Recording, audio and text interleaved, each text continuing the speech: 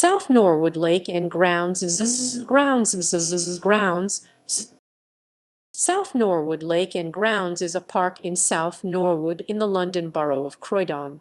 The main entrance is in Woodvale Avenue, while other entrances are located in Auckland Road and Sylvan Road.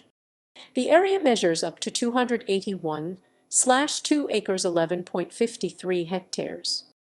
As well as the lake, there is a bowling green, tennis and basketball courts, football pitches, a cricket pitch, a playground, and a trim trail.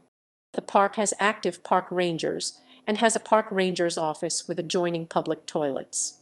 The lake was originally created as a reservoir for the Croydon Canal, which from 1809 to 1836 ran between Croydon and the Grand Surrey Canal at New Cross. As of May 2019, it is used by local anglers who fish for carp, bream, and perch, among others, and Croydon Sailing Club. The lake is also home to a variety of aquatic birds, including a number of great crested grebes, as well as regularly sighted herons and ring-necked parakeets that can be seen nesting on the island. In 2004, blue-green algae resulted in the death of significant numbers of fish, and the predominant species left were carp and perch.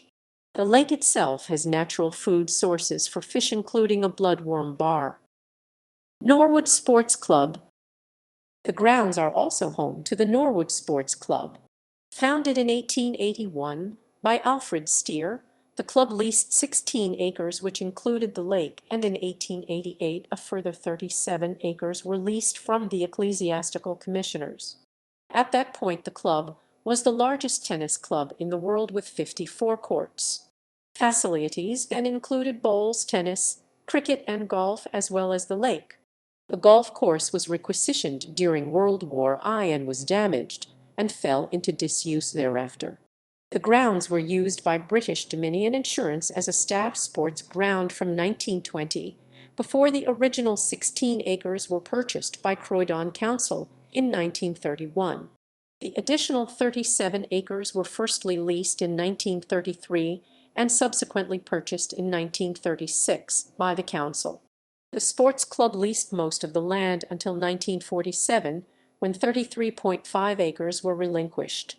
The grounds were opened fully to the public in 1969, but the club still retains some user rights.